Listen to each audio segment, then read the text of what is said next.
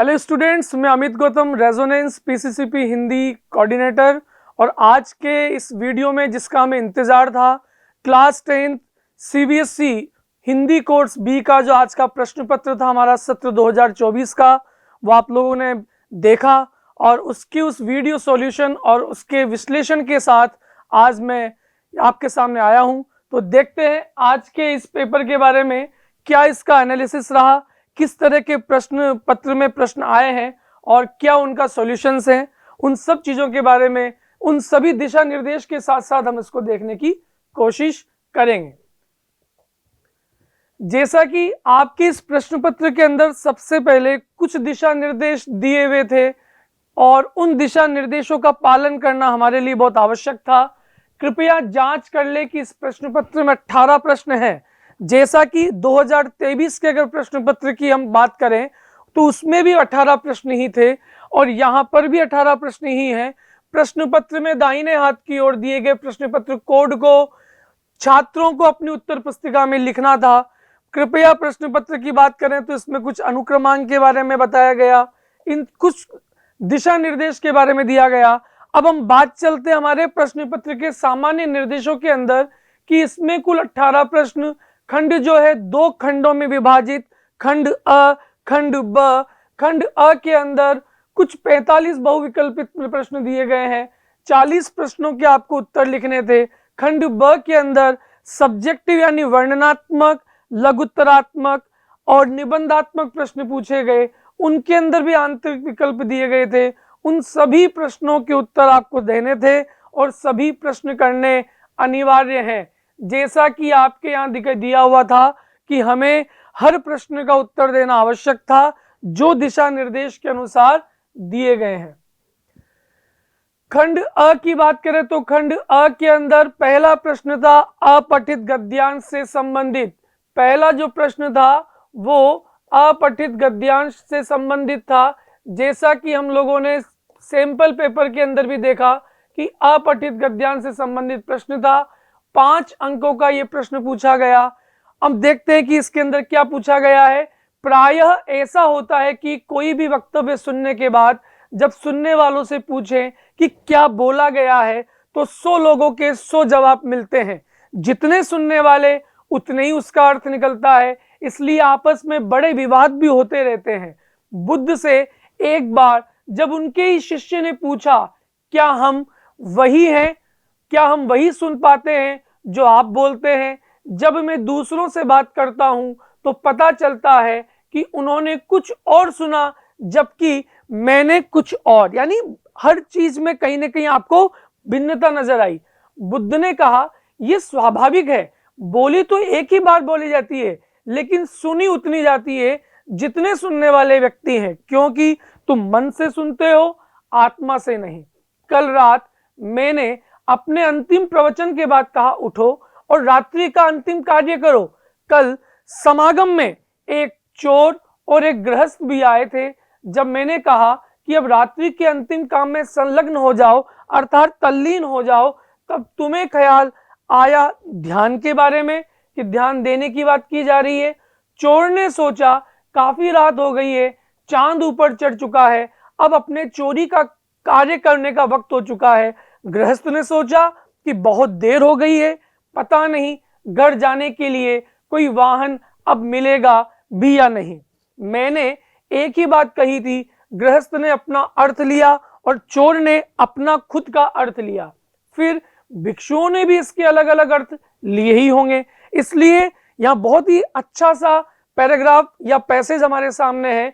सुनना बहुत कठिन बात है क्योंकि सुनने की कला वास्तव में कभी सिखाई नहीं जाती। बोलने की कला के तो बड़े बड़े प्रशिक्षण दिए जाते हैं, मगर यदि सुनने वाले सही ना हो तो अर्थ का अनर्थ हो जाता है। सुनने के लिए आपका मन शांत और स्वीकार भाव में होना ही चाहिए। तो ये हमारा पहला पैसेज था और इसमें से कुछ प्रश्न पूछे गए हैं। कहे गए वक्तव्य का अलग अलग लोगों के द्वारा अलग अलग जवाब क्यों मिलता है? ये हमारे इस पैसेज का पहला प्रश्न था, जिसमें सीधा सीधा आंसर आता है कि प्रत्येक व्यक्ति द्वारा अपनी मन स्थिति के अनुरूप अर्थ लगाने के कारण, कि हर व्यक्ति अपनी अपनी मन स्थिति के अनुरूप ही उसका अर्थ लगाता है। इसलिए इस प्रश्न का पहला ए जो आंसर है वो बिल्कुल सटीक आंसर था। बाकी सब में कहीं ना कहीं कुछ न कुछ त्रुटियां या खामियां रही है। इसके बाद अगले प्रश्न की बात करते हैं। गद्यांश के आधार पर लोगों के बीच विवाद का क्या कारण है? गद्यांश में लोगों के बीच जो विवाद हो रहा है उसका क्या कारण है? इसमें लिखा हुआ है कि स्वयं को दूसरों से श्रेष्ठ सिद्ध करना। यहां पर हर व्यक्ति अपने आप को दूसरों से सर्वश्रेष्ठ समझने की बात करता है, इसलिए यहां पर आंसर बी जो है, ऑप्शन बी, इसके अंदर इस दूसरे प्रश्न का सटीक और सही उत्तर होगा। शिष्य के द्वारा बुद्ध से क्या पूछा गया? प्रश्न देखिएगा, शिष्य के द्वारा बुद्ध से क्या पूछा गया? संसार में लोगों के दुखों का कारण, लोगों के बीच आपसी विवाद का कारण, दो व्यक्तियों के बीच भिन्नता का कारण, या कही गई एक ही बात के भिन्न अर्थ ग्रहण करने का कारण। बिल्कुल डी इसमें सही आंसर होगा कि कही गई एक ही बात के कई अलग अलग अर्थ ग्रहण करने के कारण ही ये उन्होंने इस प्रकार का प्रश्न पूछा। तो इसमें आएगा आंसर डी। तो थर्ड का उत्तर होगा डी। गृहस्थ की चिंता का क्या कारण था? गृहस्थ की चिंता का कारण था, सीधा सीधा हमारे उसमें दिया हुआ है, वाहन के न मिलने के कारण, कि अगर वो रात्रि में लेट हो जाएगा तो वाहन उसको नहीं मिल पाएगा। इसलिए इसमें सही उत्तर रहेगा ऑप्शन बी। अगला प्रश्न है, सुनने के लिए आवश्यकता है। सुनने के लिए किसकी आवश्यकता होगी? कि मन के शांत और स्वीकार भाव में होने की। बिल्कुल आखिरी में दिया हुआ है, अगर मन शांत होगा और अपनी बात को स्वीकार करने की कंडीशन में होगा तो ये सुनने के लिए सबसे बड़ी आवश्यकता है। इसमें ऑप्शन आएगा डी। तो इस तरह से हमने अभी पहले पद्यांश के पहले अनसीन पैसेज के 5 प्रश्नों के बारे में जाना। अगला प्रश्न भी हमारे अपठित गद्यांश से ही संबंधित था, तो ये भी अनसीन पैसेज से ही संबंधित था, अपठित गद्यांश। ठीक है, इसको पढ़ते हैं। क्या इस गद्यांश में दिया हुआ है? आज पूरी दुनिया में व्यापक जल संकट है। एक तरफ हिमनद यानी ग्लेशियर का पिघलना, दूसरी तरफ बाढ़ सुखाड़ का बढ़ना आम होता जा रहा है। मतलब बहुत साधारण सा होता जा रहा है। आम तौर पर नदियों में पानी घट रहा है, हिमनद जब पिघलता है, ऊपर नदियों के उद्गम के पास ही लोग इसका उपाय कर लेते हैं। हिमनदों के पिघलने के कारण हमारे समुद्रों पर भी उसका दुष्प्रभाव पड़ रहा है। नदियों में जो सतत प्रवाह है उसमें भी धीरे धीरे संकट बढ़ता जा रहा है। जल स्रोत संकट में आते जा रहे हैं। ये जो जल स्रोत का संकट है उससे बचने के उपाय भी बहुत साफ हैं। जहां हिमनद यानी ग्लेशियर पिघल रहे हैं उनके आसपास जंगलों का होना जरूरी है। जंगल नहीं होते तो सूरज से आने वाली लाल गर्मी वहां का तापमान बढ़ा देती है। उस तापमान के चलते हिमनद और तेजी से पिघलकर नीचे आने लगते हैं। जब वहां जंगल होते हैं तो सूरज से आने वाली गर्मी से धरती तपती नहीं, उसे बुखार नहीं चढ़ता। हिमनदों के आसपास के इलाकों में हरियाली बढ़ाना अब बहुत जरूरी हो चुका है। इन इलाकों में होने वाले कटाव को भी रोकना चाहिए। आज नदियों और तालाबों की स्थिति भी अच्छी नहीं है। अधिकांश नदियां सूख गई है, जो बची हुई है वो मेला ढोने वाली मालगाड़ी बन चुकी है, गंदगी ढोने वाली मालगाड़ी के समान बन चुकी है। जिस देश में नदियां सूखती है वहां की सभ्यता भी सूखने लगती है। नदियों का हमारी सभ्यता और जीवन से बहुत गहरा नाता या गहरा रिश्ता है। तो ये आपका पैसेज था। इसमें पहला प्रश्न था, उपर्युक्त गद्यांश में लेखक की चिंता का विषय क्या है? उपर्युक्त पद्यांश में लेखक की सबसे ज्यादा चिंता का विषय है बढ़ता हुआ जल संकट, कि जल का संकट इतना बढ़ चुका है कि यही इस गद्यांश के अंदर चिंता का सबसे बड़ा सबब यहां मालूम पड़ता है। क्वेश्चन नंबर 2 के अंदर गद्यांश के आधार पर ग्लेशियरों के पिघलने का क्या कारण है? कि धरती का तापमान लगातार बढ़ता जा रहा है। धरती का तापमान लगातार बढ़ता जा रहा है और इसी कारण से ग्लेशियर लगातार पिघलते जा रहे हैं। Option A. अगला प्रश्न है, उसे बुखार नहीं चढ़ता से क्या अभिप्राय है? यहां पर बुखार में जिस प्रकार से बदन तप जाता है, गर्म हो जाता है, उसी प्रकार से यहां पर है कि उसका धरती का तापमान नहीं बढ़ता है। तापमान नहीं बढ़ने से संबंधित यहां इस मुहावरे को या इस प्रकार के व्यंग्यात्मक चीजों को डालने का प्रयास किया है। निम्नलिखित में नदियों और सभ्यता के बीच के रिश्ते के विषय में क्या सत्य है, क्या गलत है। प्रश्न ध्यान से पढ़िएगा, असत्य शब्द दिया हुआ है, यानी जो गलत उसके बारे में, कि विश्व की प्राचीन सभ्यता नदियों के किनारे ही पनपी है। बाकी इसमें इस विषय में ये जो है ये कथन जो है वो असत्य है। इसके बाद अगला प्रश्न है, 2/3 नदियां मेला ढोने वाली मालगाड़ी बन चुकी है।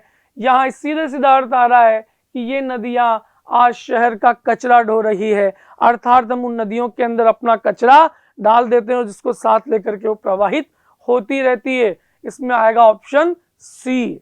तो अभी हमने 2 प्रश्न देखे 10 अंकों के। इसके बाद अगले प्रश्न पर चलते हैं जो कि व्यावहारिक व्याकरण से संबंधित है, और ये जो प्रश्न आया है वो हमारे व्यावहारिक व्याकरण के पदबंध टॉपिक से लिया गया है। इसमें 5 बहुविकल्पित प्रश्न है, उसमें से आपके 4 प्रश्नों के आपको उत्तर देने थे। ये दिशा निर्देश आपको ध्यान से पढ़ना था। पहला प्रश्न है, निम्नलिखित में से क्रिया विशेषण पदबंध का उदाहरण है। केवल क्रिया विशेषण पदबंध को हमें ढूंढना था। महंत जी देश के कोने कोने से साधुओं को बुलाएंगे, यहाँ पर ये बिल्कुल गलत आंसर होगा, क्योंकि यहाँ पर होगा संज्ञा पदबंध। महंत जी देश के कोने कोने से साधुओं को बुलाएंगे, ये भी इसका आंसर नहीं है। महंत जी देश के कोने कोने से साधुओं को बुलाएंगे, और मैंने बताया था कि आखिरी शब्द जो रेखांकित किया गया है उसको देखकर हमें पहचानना है, इसलिए इसमें सही आंसर है ऑप्शन सी, क्योंकि हमें क्रिया विशेषण ढूंढना था। तो पहले में आएगा क्रिया विशेषण में ऑप्शन सी। एक नौकर रख लिया है, वही उन्हें मनाता खिलाता है। रेखांकित में पदबंध कौन सा है, सबसे आखिरी में आ रहा है, और ये इस वाक्य की क्रिया होगी, इसलिए यहाँ पर क्रिया पदबंध इस वाक्य का, इस प्रश्न का सही उत्तर होगा। दूसरे वर्ग में गांव के प्रगतिशील विचारों वाले लोग हैं, इस वाक्य में विशेषण पदबंध आपको ढूंढना है। तो निश्चित तौर पर इन चारों ऑप्शन के अंदर विशेषण है वो है प्रगतिशील विचारों वाले। सीधे सीधे तौर पर इसका आंसर दिखाई दे रहा है प्रगतिशील विचारों वाले, ऑप्शन सी इस प्रश्न का सटीक और सही और उचित आंसर होगा। इसके बाद अगला प्रश्न है, एक साफ सुथरे कमरे में पलंग पर बिस्तरा लगाकर उनके आराम का प्रबंध करें। इस वाक्य में रेखांकित में कौन सा पदबंध होगा।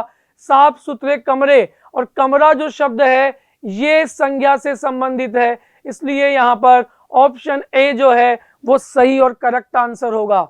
अगला प्रश्न देखते हैं, क्वेश्चन नंबर 5। हरियर काका के परिवार के पास कुल 60 बीघे खेत हैं। अब यहाँ देखिए इस वाक्य में संज्ञा पदबंध पहचानना है। ये वाला उत्तर जो है वो गलत नहीं हो सकता, परिवार के पास ये उत्तर भी गलत है। 60 बीघे खेत और कुल 60 बीघे खेत, 2 ऑप्शन सही है, लेकिन यहाँ पर कुल 60 बीघे से खेत दिया हुआ है। इसमें सही उत्तर जो होगा कुल 60 बीघे खेत, क्योंकि आखिरी वर्ड खेत तक दिया हुआ है, इसलिए यहाँ पर ये डी ऑप्शन जो है वो बिल्कुल सही और सटीक इसका उत्तर हमें दिखाई दे रहा है। अगला प्रश्न जो है वो वाक्य रूपांतरण से संबंधित है।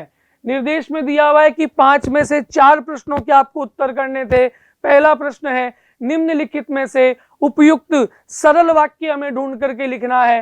परंतु शब्द आ रहा है, संयुक्त वाक्य में आता है, ए इसका सही उत्तर नहीं हो सकता। कपड़े उतार कर पानी में कूद जाते और बाहर निकल करके रेत पर लौटने लगते, और शब्द आ रहा है, ये भी उसका उत्तर नहीं हो सकता। जैसे जैसे शब्द आ रहे हैं ये इसमें मिश्र वाक्य है, जबकि हमें पूछा गया है सरल वाक्य, इसलिए यहाँ पर ऑप्शन बी जो है ये इसका सही उत्तर होगा। ऑप्शन बी कि पहले 2-3 सप्ताह तो बहुत खूब खेलकूद हुआ करती। साधारण या सरल वाक्य के अंदर किसी प्रकार का कंजक्शन या कोई समुच्चय विपरीत समुच्चय बोधक शब्द नहीं लगते हैं।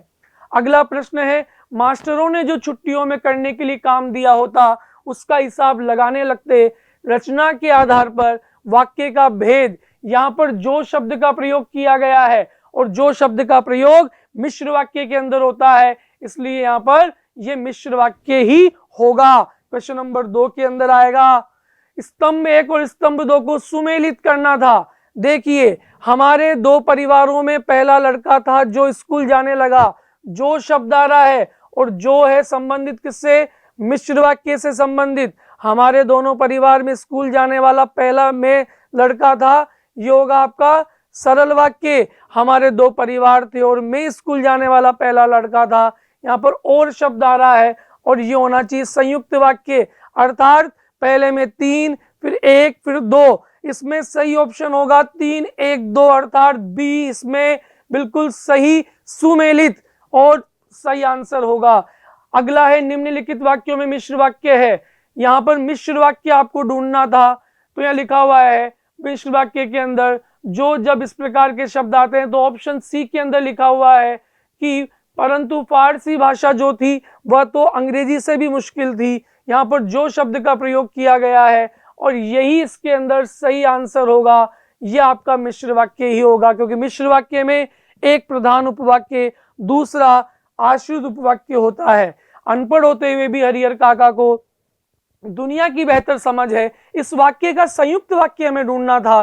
तो यहाँ समझ में आता है कि इन सब के अंदर यद्यपि शब्द आ रहा है ये मिश्र वाक्य में होता है। अनपढ़ हरिहर काका को दुनिया की बेहतर समझ है, ये सरल वाक्य का उदाहरण है। अनपढ़ हरिहर काका द्वारा दुनिया की बेहतर समझ रखी जाती है, ये सरल वाक्य का उदाहरण है। हरिहर काका अनपढ़ है परंतु उन्हें दुनिया की बेहतर समझ है, यहाँ पर ये इसका संयुक्त वाक्य बनेगा, क्योंकि परंतु किंतु लेकिन इस प्रकार के जो शब्द हैं वो केवल संयुक्त वाक्य के अंदर आते हैं, इसलिए इसमें ऑप्शन आएगा सी। अगला जो प्रश्न है ये प्रश्न है समास पर आधारित। हमारे 5 प्रश्नों में से 4 के आपको उत्तर देने थे।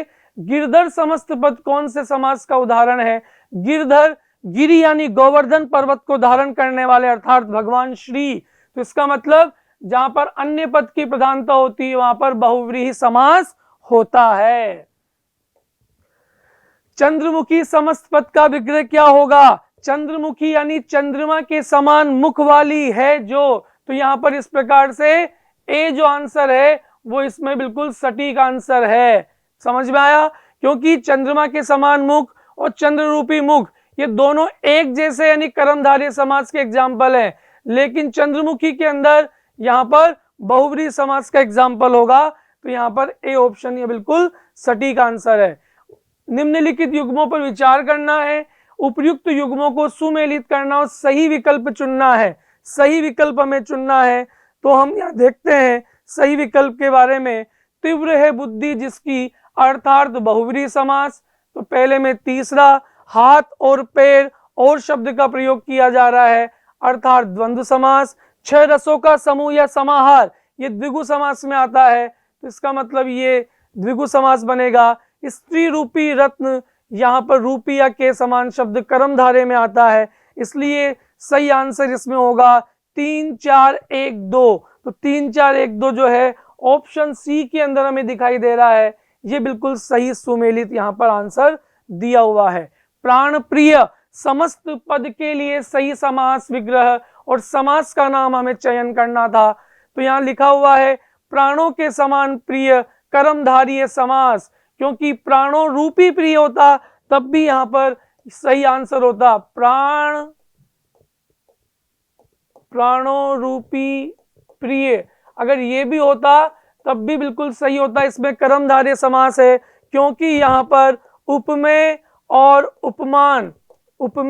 उपमान पर आधारित ये प्रश्न है, तो यहाँ पर प्राण प्रिय के अंदर कर्मधारय समास होगा। बाकी ऑप्शन इसके अंदर जो है वो गलत ऑप्शन है। निम्नलिखित में द्विगु समास का उपयुक्त उदाहरण है। सीधा सीधा समझ में आ रहा है, द्विगु यानी संख्या पूर्वो द्विगु कि पहला पद संख्यावाची होना चाहिए। पंजाब शब्द जो है ये इसमें सही आंसर है, क्योंकि जो पंजाब शब्द बना है पंच प्लस आब से मिलकर बना है। आब का मतलब होता है नदियां, तो यहाँ पर 5 नदियों का संगम, 5 नदियों का समूह के लिए आया है, इसलिए यहाँ पर पंजाब जो है वो द्विगु समास का उदाहरण है। निर्देशानुसार मुहावरे पर आधारित निम्नलिखित में से 6 प्रश्नों में से आपको 4 प्रश्नों के उत्तर देने हैं। मुहावरों से संबंधित प्रश्न है। पहला प्रश्न है मुहावरे और अर्थ की उचित मेल वाले विकल्प का चयन करना है। हिम्मत टूटना हार मान लेना, बिल्कुल सही आंसर इसका दिया हुआ है, यही इसके अंदर सही उत्तर दिया रहेगा। बहुत आसान काम, अर्थ के लिए सही मुहावरा होगा बाएं हाथ का खेल, कि ये मेरे बाएं हाथ का खेल, इसको तो मैं जल्द से जल्द खत्म कर लूंगा, तो इसके अंदर दूसरे में जो है ए इसमें सही आंसर होगा। सुराग न मिलना मुहावरे का अर्थ क्या होना चाहिए? सुराग न मिलना अर्थात किसी बात की जानकारी या पता ना होना। तो ये जो अर्थ है ये ए में दिया हुआ है और सही का उत्तर होगा ए। ये सारे के सारे मुहावरे हमारे पाठ्य पुस्तक से संबंधित ही दिखाई दे रहे हैं। रेखांकित अंश के लिए कौन सा मुहावरा उचित रहेगा? इसकी जगह कौन सा मुहावरा आ सकता है? इस अंश के लिए परीक्षा में प्रथम आने के लिए बहुत पापड़ बेलने पड़ते हैं।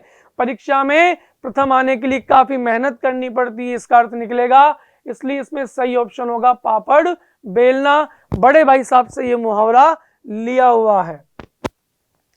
पिता खालिस्तान की तरह दिन रात काम में लगे रहते हैं, इसे मौज मस्ती से फुर्सत नहीं है। रिक्त स्थान की पूर्ति के लिए उपयुक्त मुहावरे को आपको लिखना था। तो यहाँ पर आएगा, इन चारों में से सही ऑप्शन होगा कोलू का बेल, यानी निरंतर लगातार कुछ देखे बिना कार्य करते रहना। तो इसमें ऑप्शन सी जो है इस फिल इन द ब्लैंक्स के अंदर सही उपयुक्त होगा। अगला प्रश्न, आखिरी प्रश्न इसमें मुहावरे का है। निम्नलिखित में से ऊंचाई पर होना अर्थ के लिए उचित मुहावरा है। क्या खुशी का ठिकाना न रहना होगा? क्या लोहे के चने चबाना होगा? क्या तीर मारना होगा? या क्या डी सातवें आसमान पर होना होगा? तो बिल्कुल सही उत्तर होगा इसमें ऑप्शन डी कि ऊंचाई पर होना अर्थात सातवें आसमान में अपने आप को रखने की बात यहाँ पे की गई है। इसलिए यहाँ पर छठे के अंदर ऑप्शन डी जो है वो बिल्कुल सटीक और सही आंसर हमें दिखाई दिया है। अगला प्रश्न, अब जो प्रश्न है वो हमारे पठित गद्यांश से संबंधित है। किससे संबंधित है?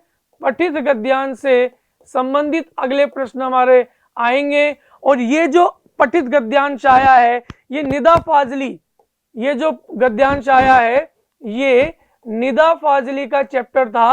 अब कहां दूसरों के दुख से दुखी होने वाले। तो देखते हैं इस पैसेज को। दुनिया कैसे वजूद में आई, पहले क्या थी, किस बिंदु से इसकी यात्रा प्रारंभ हुई। इन प्रश्नों के उत्तर विज्ञान अपनी तरह से देता है, धार्मिक ग्रंथ अपनी अपनी तरह से देते हैं। संसार की रचना भली कैसी हुई हो लेकिन धरती किसी एक की नहीं। पंछी, मानव, पशु, नदी, पर्वत, समंदर आदि की सब में बराबर की हिस्सेदारी होती है। ये और बात है कि इस हिस्सेदारी में मानव जाति ने अपनी बुद्धि से बड़ी बड़ी दीवारें खड़ी कर दी है।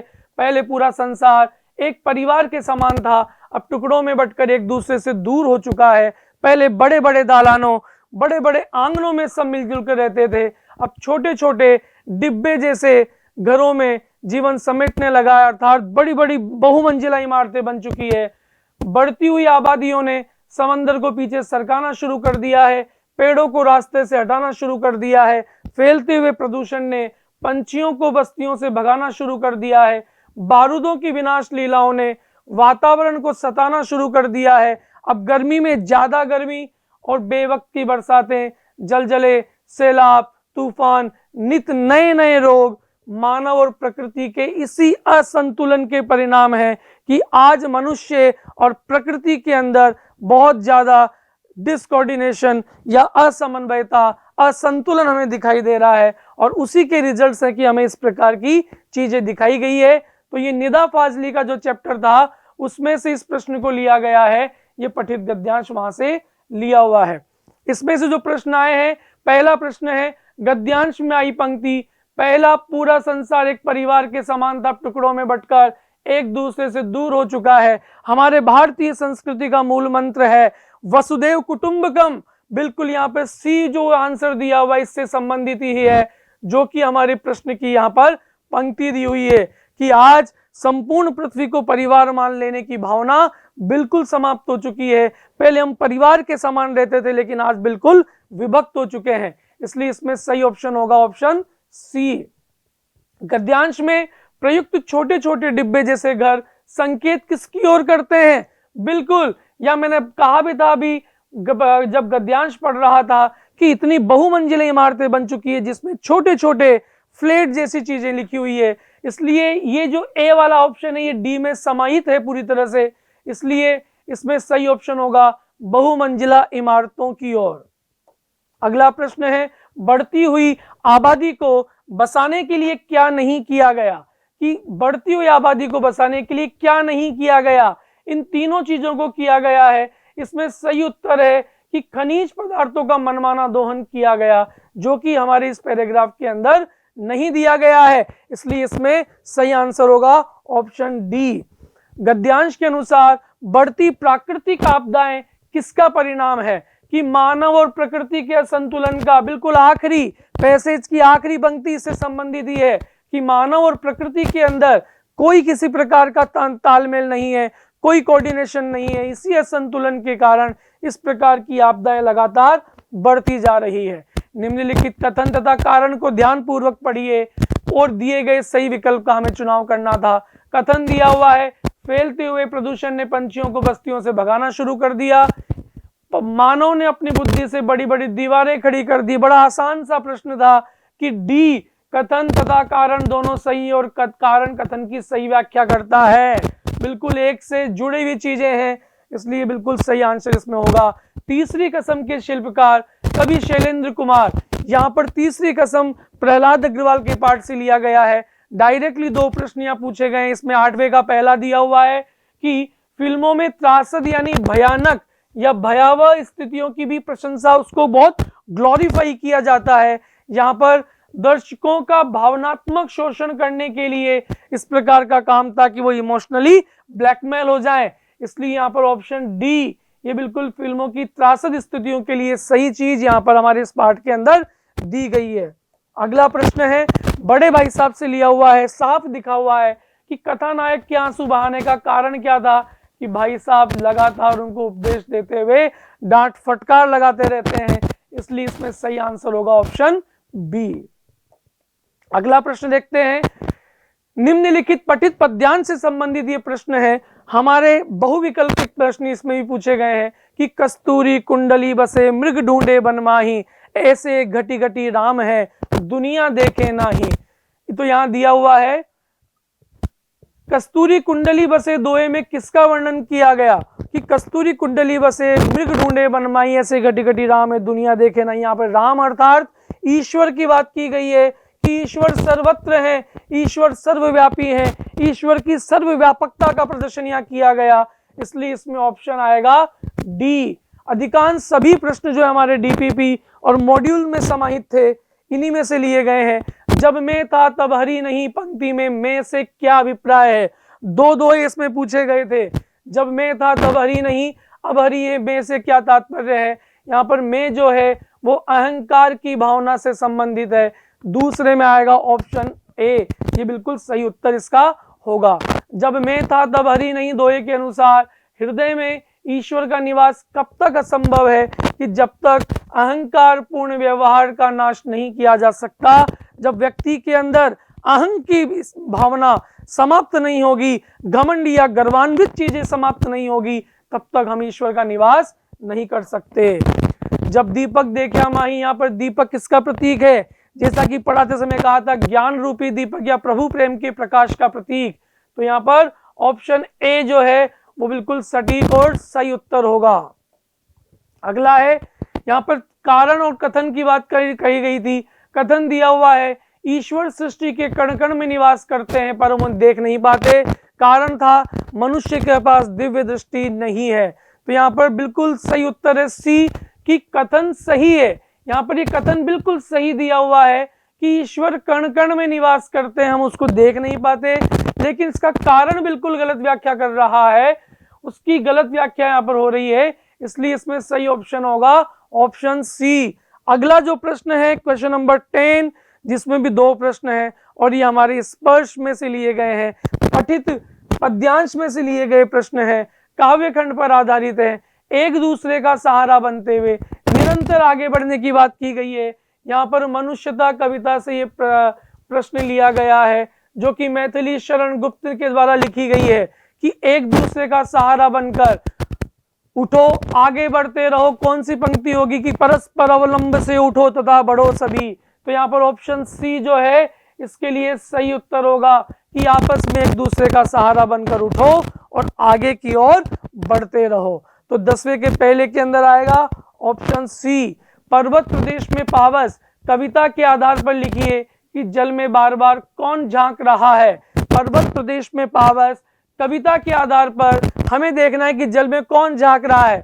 यहाँ पर पर्वत के बारे में बात की जा रही है, इसमें सही सटीक उत्तर होगा पर्वत। तो इस तरह से अभी हम लोगों ने देखा कि शुरुआत के जो खंड अ है उनके 40 प्रश्न जो है 40 अंकों के प्रश्न पूछे गए, बहुत ही साधारण से मीडियम, हम उसको ज्यादा कह सकते हैं एकाध प्रश्नों के अंदर, लेकिन बड़े आसान प्रश्न थे और बड़े आसानी से हमने उनके उत्तर दिए होते, तो निश्चित तौर पर 40 में से 40 अंक यहाँ पर अर्जित किए जाते थे। आगे हम बात करेंगे हमारे अगले खंड ब की ओर। अगले क्वेश्चन में चलते हैं हम, जो हमारा खंड ब के अंदर है, ये भी आपके 40 अंकों का पूछा गया है, लेकिन ये जो प्रश्न है सब्जेक्टिव वर्णनात्मक प्रश्न इसमें पूछे गए हैं।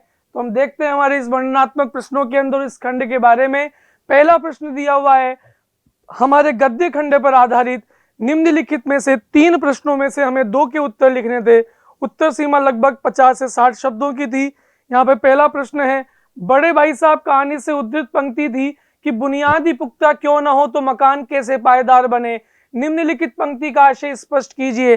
कई बार मैंने क्लास के अंदर भी इसके बारे में बताया हुआ है कि बड़े भाई साहब का विचार था कि अगर किसी मकान की नींव कमजोर हो, उसका आधार बेबुनियाद रहे, इतना मजबूत ना रहे, उस पर मंजिलें खड़ी नहीं हो सकती। यानी अगर पढ़ाई का शुरुआती आधार ठोस नहीं होगा, हमारी बुनियादी शिक्षा मजबूत नहीं होगी, तो मनुष्य आगे चलकर कुछ नहीं कर पाता, उतनी अच्छी शिक्षा वो ग्रहण नहीं कर पाएगा। पढ़ाई के साथ साथ उसके लिए अनुभव भी बहुत आवश्यक है। तो यहाँ पर पहले पंक्ति जो पहला जो प्रश्न है, यहाँ पर बुनियाद यानी आधार के लिए बुनियादी शिक्षा के बारे में बात की गई है कि बुनियादी शिक्षा को मजबूत करने के लिए हमें इन सब चीजों की आवश्यकता जरूर पड़ेगी। अगला प्रश्न है, तीसरी कसम के शिल्पकार कवि शैलेंद्र कुमार प्रहलाद अग्रवाल के द्वारा सिद्ध कीजिए कि सिनेमा की चकाचौंध के बीच रहते हुए भी शैलेंद्र यश यानी अपनी प्रसिद्धि धन लिप्सा से बहुत दूर थे। बिल्कुल, वे सिनेमा की चकाचौंध यानी चमक के बीच रहते हुए भी यश यानी प्रसिद्धि, धन लिप्सा यानी धन की लालच, धन की इच्छा से कहीं दूर थे।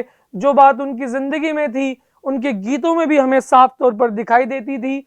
उनके गीतों में सिर्फ करुणा नहीं, जूझने का संकेत भी था, संघर्ष करने का मादा भी था, वह प्रक्रिया भी मौजूद थी जिसके तहत अपनी मंजिल तक पहुंचा जा सकता था। व्यथा आदमी को पराजित नहीं करती, उसे आगे बढ़ने का संदेश देती है। शैलेंद्र गंभीर, संवेदनशील, उदार स्वभाव, शांत जीवन जीने वाले तथा नाम और दाम से दूर रहने वाले कवि हृदय व्यक्ति थे। उन्होंने निजी जीवन के विचारों को अपनी फिल्मी कैरियर में लागू किया। उन्हें साहित्य की गहरी समझ थी और वे उच्च मानवीय मूल्यों का दिल से सम्मान करते थे। यदि वह कोई मसालेदार फिल्म बनाते तो शायद बहुत पैसा कमा सकते थे, लेकिन तीसरी कसम फिल्म बनाते समय उन्होंने अपने कवि हृदय और साहित्यिक संस्कारों, हमारे आदर्शवादी मूल्यों और सिद्धांतों का भी बहुत विशेष रूप से ध्यान रखा। इसलिए उनकी इन समस्त विशेषताओं को देख करके हम कह सकते हैं कि वे यश और धन लिप्सा से बहुत दूर थे। अगला प्रश्न, हबीब तनवीर के चैप्टर से कारतूस एकांकी के आधार पर लिखिए, लेफ्टिनेंट को वजीर अली भूत क्यों नजर आ रहा था। एक लाइन आई थी कि वजीर अली आदमी है या भूत, उसी से रिलेटेड प्रश्न यहाँ पूछा गया है। लेफ्टिनेंट ने आदमी है या भूत का प्रयोग वजीर अली के लिए किया है, क्योंकि वह अंग्रेजों की आंखों में धूल झोंकते हुए भी कभी उनके हाथ नहीं लग रहा था। वह उन्हें लगातार छकाता हुआ, धोखा देता हुआ, ठगता हुआ, मूर्ख बनाता हुआ एक जगह से दूसरी जगह पर अपने जानी सारों समेत लगातार छल कपट के साथ भागा जा रहा था। वो उनके हाथ बिल्कुल नहीं लग रहा था, तो इसीलिए उन्होंने इस शब्द का प्रयोग यहाँ पर वजीर अली के लिए किया है। प्रश्न संख्या 12 काव्य खंड पर आधारित है। पहला प्रश्न जो है, इनमें भी आपको 3 में से 2 प्रश्नों के उत्तर देने थे। दिशा निर्देश का हमें पालन करना था। कर चले हम फिदा कविता से उद्धृत जो पंक्तियां हैं कि सांस थमती गई, नब्ज जमती गई, पंक्ति के संदर्भ में सैनिक जीवन की कठिनाइयों का उल्लेख करना था कि सैनिक अपने देशवासियों को संबोधित करते हुए कहता है कि देश के लिए हम स्वयं को न्योछावर कर सभी से विदा ले रहे हैं।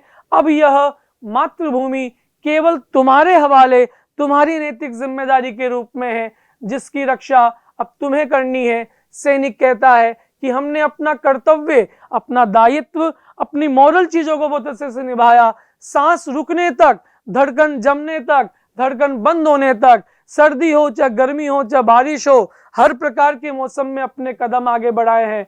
हमने खुद को मिटाकर भी हिमालय के मस्तक को झुकने से बचाया है, लेकिन आगे की चीजों का भार अब तुम्हें उठाना है और आगे की जीत को तुम्हें अपने लक्ष्य तक पहुंचाना है। अगला प्रश्न है, तोप कविता के आधार पर लिखिए कि पूर्वजों से मिली धरोहर का क्या महत्व है, इन्हें संभाल कर क्यों रखा जाता है। तोप कविता से प्रश्न आया है कि विरासत या धरोहर में मिली चीजें हमें अपने पूर्वजों, हमारे पुरखों के संस्कारों, अनुभवों, रीति रिवाजों और परंपराओं आदि का स्मरण करा करके ये बताती है कि हमारे पूर्वजों से कहाँ कब किस प्रकार की गलतियां हुई, क्या त्रुटियां हुई, क्या गलतियां हुई, उनका क्या परिणाम निकला। साथ ही साथ इन गलतियों से सबक लेने और आगे के लिए बचने और इनके समाधान भी बताती है। विरासत में मिली इन चीजों के पीछे कुछ निम्नलिखित उद्देश्य हो सकते हैं। आने वाली पीढ़ी अपने पूर्वजों के विषय के बारे में जानकारी रखे, आने वाली पीढ़ी पूर्वजों के अनुभवों से सीख ले, उनके द्वारा की गई गलतियों को न दोहराए, पूर्व में मिली विरासत की परंपराओं को जाने समझे और उनका पालन भी करें, ताकि ये परंपराएं अगली पीढ़ी को हस्तांतरित की जा सके, उनको भी आगे आने के लिए बताया जा सके कि हमें इन सब चीजों का ध्यान रखने की आवश्यकता है। अगला है, मीरा के पद के आधार पर लिखिए कि द्रौपदी, प्रहलाद आदि का उल्लेख कर मीरा भगवान को कौन सा रूप स्मरण करवा रही है। वे सीधे तौर पर कह रही है कि हे प्रभु, आपने द्रौपदी की लाज बचाकर उसे उबारा था, मुझे भी उबारें, मेरी इस अबला नारी की भी रक्षा करें। आपने गजराज यानी एरावत को मगरमच्छ से बचाकर उबारा था, इसलिए आपने पशुओं का जिस प्रकार से ध्यान रखा, मुझ अबला पर भी आप ध्यान रखें। आपने भगवान नरसिंह का रूप धारण कर भक्त प्रहलाद को सुरक्षा कवच पहुंचाया, हिरण्यकश्यप से बचाया, मुझे भी उबारें। मैं आपकी भक्त हूं, आपकी भक्ति के लिए आपकी सेविका बनने को भी तैयार हूं। इस प्रकार अपने पारिवारिक संतापों, पारिवारिक दुखों, पारिवारिक कष्टों आदि को दूर करने की बात की है और भगवान के रक्षक रूप का स्मरण यहाँ करवाने की बात की है कि आप तो आपका रक्षक रूप का दिखा करके हमें इन सब चीजों से उबारने की कोशिश करें। अगला जो प्रश्न संख्या 13 है, यह हमारी सप्लीमेंट्री यानी पूरक पाठ्य पुस्तिका संचयन में से लिया गया पहले चैप्टर में से है। हरिहर काका की जमीन हड़पने के लिए महंत के द्वारा धर्म माया मोह का सहारा लिया गया, अपहरण करवाया गया, उनका ऐसा करना आपकी दृष्टि में कितना उचित है? तर्कपूर्ण उत्तर देना था। पहला इसमें जो इसका सही उत्तर था, आम आदमी के धर्म के प्रति अंधश्रद्धा को धर्म के ठेकेदार कहने वाले महंत, पुजारी आदि अपने स्वार्थ को पूरा करते हैं। वे व्यक्ति को धर्म के नाम पर डरा धमका करके जेब भरते रहते हैं। जब भी वे किसी व्यक्ति को दुखी, निराश या परेशान करते हैं तो तुरंत ही मोह माया की बात कर उन्हें अपने जाल में फंसा लेते हैं। दूसरा इसमें पॉइंट दिया हुआ है कि कहानी में हरिहर काका भी इनका शिकार हो जाते हैं। ठाकुरबाड़ी का महंत जानता है कि हरिहर काका की अपनी कोई संतान नहीं है, इसी बात का फायदा उठा करके वह अपनी बातों के जाल में फंसाते हुए उनसे कहता है कि उनके माया मोह के फेर में नहीं पड़ना चाहिए, बल्कि अपने हिस्से की जमीन ठाकुरबाड़ी को लिख देनी चाहिए। ऐसा करने से उन्हें सही लोक, देवलोक की प्राप्ति होगी, स्वर्गलोक की प्राप्ति होगी और गांव में भी तुम्हारा मान सम्मान बढ़ने लगेगा। तीसरा इसमें जो उत्तर मेरी दृष्टि में हो सकता है कि जब हरिहर काका ने अपनी जमीन ठाकुरबाड़ी के नाम करने से मना कर दिया तो महंत ने जोर जबरदस्ती कर उसका अंगूठा लगवा कर खाली कागज पर साइन करवा लिए, अंगूठे लगवा लिए। ऐसी स्थिति में व्यक्ति का मनोवैज्ञानिक दृष्टिकोण ही उसे बचा सकता है, क्योंकि व्यक्ति की सोच समझ ही उसे सही निर्णय लेने में मदद करती है और उसे धर्म के ठेकेदारों के स्वार्थों से बचाती है। इसके बाद अगला प्रश्न था, उम्र का फासला आत्मीय संबंधों से बाधा नहीं बनता है। हरिहर काका और टोपी शुक्ला कहानी के आधार पर सिद्ध करना था। टोपी शुक्ला पाठ के माध्यम से अगर बात करें, क्योंकि दोनों पाठ के आधार पर इस पंक्ति को हमें इलेबोरेट करना है, तो पहले हमने टोपी शुक्ला के माध्यम से बताने का प्रयास किया यहां से लेके यहां तक कि टोपी शुक्ला पाठ के माध्यम से लेखक ने मानवीय संबंधों के संदर्भ में ये स्पष्ट करने की कोशिश की है कि मानवीय संबंध भाषा, जाति, धर्म, उम्र से बिल्कुल दूर होते हैं, बिल्कुल परे होते हैं। उन्हें केवल हृदय की सच्ची भावनाओं और प्यार के बंधनों से बांधा जा सकता है। मुस्लिम परिवार और इरफान और उसकी दादी तथा हिंदू परिवार के एक बच्चा टोपी के बीच जो रिश्ता है वह धर्म की दीवारों को तोड़कर, उम्र के बंधनों को तोड़कर मानवीयता और इंसानियत के धरातल पर एक निर्मित रिश्ता है, जहां किसी भी प्रकार के बंधन को आड़े आने की कोई इजाजत नहीं है। हरिहर काका और लेखक पड़ोसी थे। लेखक का हरिहर काका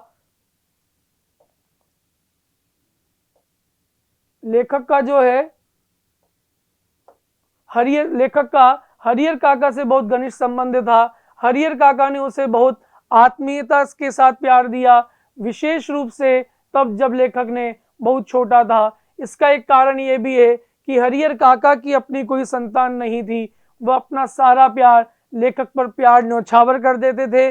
वह अपने मन की अधिकांश बातें लेखक के साथ बांटा करते थे। तो इस पंक्ति को दोनों ही पाठ के आधार पर हमने संबंध बताने का प्रयास किया कि उम्र का फासला आत्मीय संबंध में कभी बाधा या अवरोध उत्पन्न नहीं करता है। अगला देखते हैं, सपनों के से दिन पाठ के आधार पर लिखिए कि बच्चों का खेलकूद में अधिक रुचि लेना अभिभावकों के लिए अप्रिय क्यों लगता है, या पढ़ाई के साथ खेलों का छात्र जीवन में क्या महत्व है। वैल्यू बेस्ड क्वेश्चन था कि प्रस्तुत पाठ स्वयं में गागर में सागर की भूमिका निभाता है। इस पाठ के माध्यम से शिक्षा के मूल्यों में जीवन में खेलकूद का स्थान, अनुशासन तथा बालमन के उत्साह संबंधी चित्र हमारे सम्मुख रखता है। इस पाठ के माध्यम से रूढ़िवादी शिक्षा प्रणाली के दोषों को प्रस्तुत करते हुए वर्तमान शिक्षा प्रणाली को सुधारने का संदेश दिया गया। इसी के साथ समाज में उपस्थित उन अभिभावकों को जो स्वयं कम पढ़े लिखे अनपढ़ हैं, उनको शिक्षा के महत्व बताने के भी प्रयास किए गए। अगला प्रश्न देखते हैं, निम्नलिखित में से किसी एक विषय पर दिए गए संकेत बिंदुओं के आधार पर। अब जो प्रश्न है वो रचनात्मक लेखन से संबंधित है। हमारे रचनात्मक क्रिएटिविटी किस प्रकार की रही, तो रचनात्मक लेखन के प्रश्न यहाँ पर पूछे गए। इसमें पहला प्रश्न हमारे अनुच्छेद से संबंधित है। 3 अलग अलग बिंदु दिए गए हैं। ध्वनि प्रदूषण से संबंधित, दूसरा पॉइंट था मेरा प्रिय खिलाड़ी, तीसरा है परहित सरिस धर्म नहीं भाई। परहित यानी दूसरों के समान, दूसरों की इंसानियत, दूसरों की भलाई के समान, दूसरा धर्म संसार में कोई दूसरा नहीं। इस कहावत को, इस लोकोक्ति को आपको इलिबरेट करना था, तो इस प्रकार से 3 में से एक को आपको बताना था। तो 2 जो शुरू के हैं बड़े ही सरल सा था कि यहाँ पर ध्वनि प्रदूषण, वॉइस पोल्यूशन के बारे में बताना था, उसका अर्थ क्या है, उसके क्या कारण है, क्या उनकी हानियां है और उसका क्या समाधान हो सकता है। मेरा प्रिय खिलाड़ी पर आपने लिखा होता तो नाम बता सकते हो कि कौन आपका प्रिय खिलाड़ी है, क्या उसके गुण और कारण है, उनके जैसा बनने की क्या आपकी इच्छा है। लेकिन मैं तीसरे का आपको यहाँ बताना चाह रहा हूं कि जो कि थोड़ा सा टिपिकल था कि परहित सरिस धर्म नहीं भाई, कि परहित यानी दूसरों की भलाई से बढ़कर इस संसार में दूसरा कोई धर्म नहीं। तो देखिए किस प्रकार से लिखा गया है कि परहित से व्यक्ति में सक्रिय शारीरिक शक्ति बनी रहती है, शरीर बलवान होकर अपराजयता को प्राप्त करता है, सहनशील होने से वह शांत नहीं होता, धैर्य उससे विचलित नहीं होता, बल उसमें कुछ कर सकने में सामर्थ्य उत्पन्न करता है, अपना वचन पूरा करने से आत्मविश्वास जागृत होगा, परिणाम स्वरूप परहित से श्री की समृद्धि लक्ष्मी की प्राप्ति होगी, सुखपूर्वक लौकिक जीवन में उन्नति करता हुआ व्यक्ति अंत में इंद्रियों को वश में रखते हुए प्राण त्याग कर जन्म मरण के बंधन से मुक्त हो जाता है। आप दिव्यमान सूर्य का उदाहरण ले सकते हैं जो परहित में हमेशा अपने प्रकाश को आलोकित करता रहता है। चंद्रमा परहित में ही निरंतर कार्य करता हुआ जगत को शीतलता प्रदान कर अपना धर्म निभाता है। नदियां परहित में बहती रहती है, परहित में गायें परहित के लिए अमृत में दूध देती है, पेड़ अपने सिर पर तीव्र धूप को सहन करता है, अपनी छाया से अपने आश्रितों के संतापों को, उनके दुखों को दूर करता है, वायु निरंतर बहकर जीवन कर देती रहती है, समुद्र अपने रत्न परहित को लुटाता रहता है, इंसानियत की भलाई के लिए काम करता रहता है, प्रकृति का कण कण परहित के लिए समर्पित है, वह स्वार्थ से ऊपर उठ करके है। अगला प्रश्न है क्वेश्चन नंबर 15, अपने विद्यालय के विद्यार्थियों द्वारा निम्न निर्मित हस्तकला की वस्तुओं की प्रदर्शनी के प्रचार प्रसार के लिए 40 शब्दों में विज्ञापन तैयार करना था। अथवा में एक और प्रश्न दिया हुआ था, किसी दैनिक समाचार पत्र में प्रकाशित करने के लिए विज्ञापन का प्रारूप 40 शब्दों में तैयार कीजिए, जिसमें आपके पिताजी के द्वारा बेची जाने वाले कार की विस्तृत जानकारी दी गई हो। और ये जो विज्ञापन है, आप यहाँ अथवा वाले प्रश्न का आपके सामने देख पा रहे हो। सबसे पहले जैसा कि मैंने आपको कक्षा में बताया था कि सबसे ऊपर विज्ञापन लिखा जाता है, उसके बाद में जिस पर हमें विज्ञापन लिखना है उसका टाइटल हमें वहां लिखना होता है बड़े अक्षरों के अंदर। इसके बाद में आप अगर चाहें तो पिक्चर आप बना सकते हैं, स्लोगन आप दे सकते हैं। इसके बाद में पॉइंट टू पॉइंट बिल्कुल संक्षिप्त भाषा के अंदर उसके अच्छे फीचर्स, उसकी अच्छी विशेषताओं के बारे में लिख सकते हो। जैसा कि यहाँ पर लिखा हुआ है कि मॉडल 2013 का है, आकर्षक सफेद रंग है, एकदम आपके बजट के अनुसार है, 1200 सीसी पावर स्टीयरिंग है, पावर ब्रेक, सीएनजी किट की सुविधा, 2 वर्ष का बीमा, और अंत में आपको यहाँ पर एड्रेस लिखना था और बॉक्स में बंद करना था।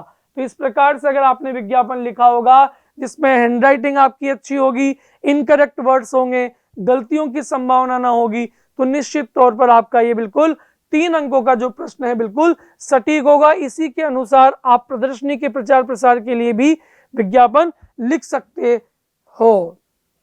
अगला है, अपने आप को राजकीय माध्यमिक विद्यालय के छात्र कल्याण परिषद का अध्यक्ष रवि मानते हुए अपने विद्यालय के सेवानिवृत्त प्राचार्य को विद्यालय में आयोजित खेल दिवस के कार्यक्रम में अध्यक्ष पद हेतु आमंत्रित करते हुए 100 शब्दों में पत्र लिखना था। अथवा में एक और प्रश्न था कि आपका नाम दीपक दीपिका है, आपकी 10वीं कक्षा की अंक सूची अंक तालिका खो गई है, अंक सूची की द्वितीय प्रति यानी डुप्लीकेट मार्कशीट आपको मंगवानी है। क ख ग बोर्ड को लगभग 100 शब्दों में प्रार्थना पत्र, एक औपचारिक पत्र, एक कार्यालय पत्र यहाँ पर दिया हुआ है। तो पहला जो था वो प्रिंसिपल को लिखना था, दूसरा थोड़ा सा चेंजेस था कार्यालय पत्र, लेकिन दोनों ही औपचारिक पत्र थे। यहाँ पर मैं आपको दूसरे पत्र का प्रारूप और किस प्रकार से पत्र लिखा गया, सबसे ऊपर हमें अपना एड्रेस यहाँ देना था, प्रेषक का पता यहाँ पर चिन्हित होता है, जैसा कि आप लोगों को अपने स्कूल में बताया होगा। यहाँ पर प्रेषक का पता यहाँ दिया हुआ है, 1/7 शास्त्री नगर कोटा राजस्थान। इसके बाद दिनांक आपको यहाँ डालनी थी, आपने दिनांक डाली दी होगी। इसके बाद सेवा में श्रीमान बोर्ड अध्यक्ष, क ख ग बोर्ड कार्यालय अजमेर राजस्थान, पहले पद का नाम, फिर कार्यालय, फिर स्थान, विषय लिखना औपचारिक पत्र में अत्यंत महत्वपूर्ण है। अंक सूची की द्वितीय प्रतिलिपि मंगवाने हेतु प्रार्थना पत्र। महोदय या महोदया, उपयुक्त विषय में सविनय निवेदन है कि अपनी अंक सूची की द्वितीय प्रति मंगवाने के लिए मैं प्रार्थना पत्र लिख रहा हूं, क्योंकि ट्रेन में यात्रा के दौरान मेरी मूल अंक तालिका खो गई है। महोदय, मेरा नाम दीपक या दीपिका, जो कि हमारे प्रश्न पत्र में लिखा हुआ है, वो मैं सत्र 2020 में 10वीं कक्षा छात्र था। मेरा या मेरी अनुक्रमांक संख्या इतनी इतनी थी। दुर्भाग्य से ट्रेन में मेरा सामान चोरी हो जाने के कारण मुझे भारी नुकसान हुआ है। मैं किसी भी नौकरी के लिए आवेदन नहीं कर पा रहा हूं। अब मैं आपसे विनम्रता पूर्वक अनुरोध या विनती करता हूं कि कृपया मुझे तत्काल अंक सूची की डुप्लीकेट प्रति यानी द्वितीय प्रति जारी करें। मैं अंक सूची के लिए कोई भी आवश्यक जो शुल्क जमा होगा वो करूंगा, ताकि मैं नौकरियों की तलाश जारी रख सकूं। प्रार्थी लिखने के बाद में आपने जो नाम आपके प्रश्न पत्र में दिया हुआ है, दीपक या दीपिका, आपने लिखा होगा। ठीक है, तो इसी फॉर्मेट के अनुसार आपने लिखा होगा तो निश्चित तौर पर सही अंक जो है आपको मिले होंगे। अगला प्रश्न देखते हैं, आपके विद्यालय में आपदा प्रबंधन कार्यशाला का आयोजन किया जा रहा है। छात्र कल्याण परिषद के सचिव होने के नाते कक्षा 9 से 12वीं तक के सभी छात्रों को इस कार्यशाला भी विस्तृत जानकारी देते हुए लगभग 60 शब्दों में सूचना लेखन से संबंधित अथवा में प्रश्न दिया हुआ है। दूसरा प्रश्न ग्रीष्मावकाश में आत्मरक्षा शिविर का आयोजन करने से संबंधित था। आपको यहाँ पर मैं क वाले प्रश्न का उत्तर दिखा रहा हूं, आपको बॉक्स बना करके लिखना था। सबसे ऊपर संस्था, विभाग या विद्यालय या विश्वविद्यालय का नाम, जैसा कि लिखा हुआ है दिशा डेल्फी ग्लोबल पब्लिक विद्यालय कोटा राजस्थान। इसके बाद में सूचना लिखना था, आपदा प्रबंधन कार्यशाला का भव्य आयोजन, दिनांक लिखनी थी, विद्यालय परिषद द्वारा आप सभी कक्षा 9वीं से 12वीं तक के विद्यार्थियों को सूचित किया जाता है कि आपदा प्रबंधन की ओर से हमारे विद्यालय में एक कार्यशाला का आयोजन किया जा रहा है जिसमें विषय से संबंधित जानकारी साझा की जाएगी। अतः आप सभी विद्यार्थियों से अनुरोध है कि इस कार्यशाला में उपस्थित होकर जानकारी लें, आयोजन को सफल बनाएं। कार्यक्रम में समय दिया हुआ स्थान आपको देना था, इसके बाद में नाम और उसका पद का नाम, इस तरह से आपको सूचना जो है उसी फॉर्मेट के अनुसार यहाँ पर लिखनी थी। सबसे अंतिम प्रश्न जो है लघु कथा और ईमेल, यहाँ पर पहला जो है सबसे बड़ा खजाना, इस पर लघु कथा लिखनी थी। एक था लोहार, उसने एक बढ़ई के लिए हथौड़ा बनाया, हथौड़ा बहुत सुंदर मजबूत था, बढ़ई को वह हथौड़ा बहुत पसंद आया, उसने सोचा क्यों ना एक हथौड़ा और बनवा लिया जाए। उसने लोहार से कहा एक और हथौड़ा बना दो, लेकिन इसे इस बार जो बनाना वह पहले से बहुत अच्छा हो, तुम जितने दाम मांगोगे मैं तुम्हें अवश्य दूंगा। नहीं, ये तो नहीं हो पाएगा। बढ़ई ने पूछा आखिर क्यों, तुम्हें तो मुंह मांगी कीमत मिल रही है, तुम जो पैसा चाहते हो मैं तुम्हें देने को तैयार हूं। लोहार ने कहा कीमत की बात नहीं है, मैं जब कोई चीज बनाता हूं तो पूरी लगन से, पूरी योग्यता, सारी ताकत लगाकर बनाता हूं। मैंने यह हथौड़ा बनाते समय ऐसा ही किया था। अब तुम ही बताओ दूसरा हथौड़ा मैं पहले से कैसे अच्छा बना सकता हूं। अगर मैं कहूं कि ऐसा कर सकता हूं तो इसका यह मतलब होगा कि पहले वाले हथौड़े में मैंने कोई कसर छोड़ दी होगी, कोई कमी रख दी होगी, लेकिन यह बात तो सही नहीं है। बड़ी अवाक रह गया, आश्चर्यचकित, सरप्राइज्ड रह गया। उन दोनों की बातें एक साधु सुन रहे थे। उन्होंने बढ़ई को समझाया, देखो इसने बहुत पते की बात कही है, इसके इशारे को समझने की कोशिश करो। काम चाहे छोटा हो या बड़ा, हमें उससे पूरे मनोयोग के साथ, पूरे दृढ़ संकल्प के साथ करना चाहिए। लगन सबसे बड़ा खजाना है, जिसकी जितना ज्यादा इस्तेमाल होगा ये उतना ही बढ़ेगा। और हाँ, श्रम की कीमत नहीं लगाई जा सकती। बड़े लज्जित हो गया, शर्मिंदा हुआ, शर्मसार हुआ। उसने लोहार से क्षमा मांगी। शिक्षा हम लिख सकते थे यहाँ पर कि लगन यानी परिश्रम ही सबसे बड़ा खजाना है, जिसका जितना ज्यादा इस्तेमाल होगा ये उतना ही बढ़ेगा। इस तरह से अगर आपने लघु कथा लिखी होगी जिसमें विराम चिन्ह और सही वाक्यों का चयन किया होगा तो निश्चित तौर पर 5 में से 5 अंक आपको इसमें मिल सकते हैं। दूसरा जो प्रश्न था यहाँ पर उससे संबंधित था ईमेल से, और ईमेल का प्रारूप आप लोगों को समझाया हुआ है। सबसे पहले हमें लिखना था क्या, वहां पर ईमेल लेखन के अंदर सबसे पहले हमें देना था फ्रॉम यानी मेल आईडी जो भेज रहा है, प्रेषक की मेल आईडी, फिर प्रेषित की मेल आईडी, फिर सीसी बीसीसी, विषय उसमें लिखना था। कंटेन 3 से 4 पंक्तियों में आपने कंटेन देकर के नीचे नाम और उसके बाद बॉक्स में उसको बंद करके आना था।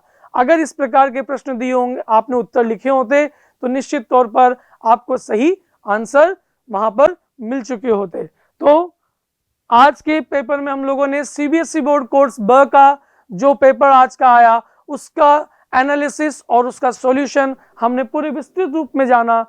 धन्यवाद।